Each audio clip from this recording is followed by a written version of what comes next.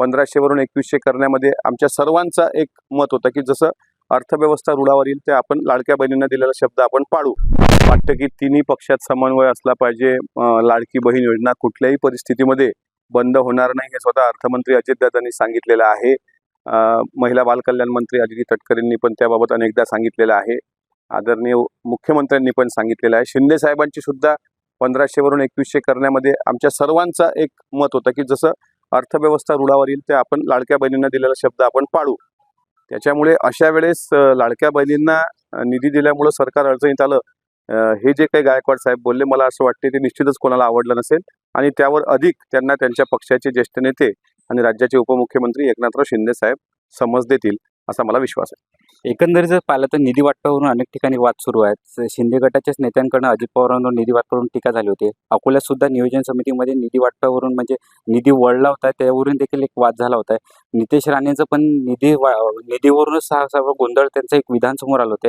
हा मित्र पक्षांना कुठेतरी असं दम दिला जातो काय आणि निधी वाटपावरून हे जे वाद रंगतोय या सर्वकडे कसं पाहता? कोणीही निधी वाटपावर असे वादविवाद करू नये. निधी वाटपाचा रेशो जो असतो तो तिन्ही नेत्यांनी एकत्र येऊन वरिष्ठ पातळीवर ठरवलेला आहे.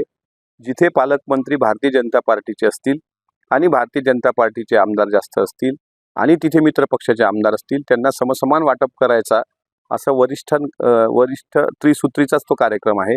जिथे राष्ट्रवादी काँग्रेस पक्षाचे जास्त आमदार आणि पालकमंत्री असतील पण मित्र पक्ष म्हणून भाजप आणि शिंदे सेनेचे आमदार असतील त्यांना पण समान निधी वाटपचा रेशो ठरलेला आहे.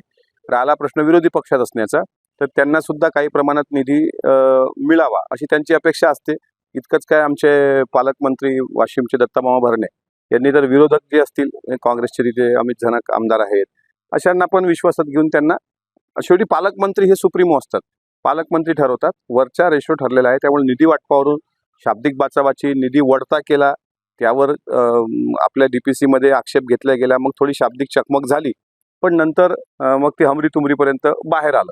आतमध्ये सर्व जवळपास मिटलेलं होतं आणि दोन्ही आपल्या जिल्ह्याचे दोन्ही आमदार अभ्यासू आहेत, हुशार आहेत, कार्यक्षम आहेत आणि तो मला वाटत नाही की त्या निधीच्या प्रकरणावरून ते रुसून बसतील. शेवटी काम म्हणून जनतेची कामं सर्वांनी एकत्र येऊन करणं महत्त्वाचं आहे.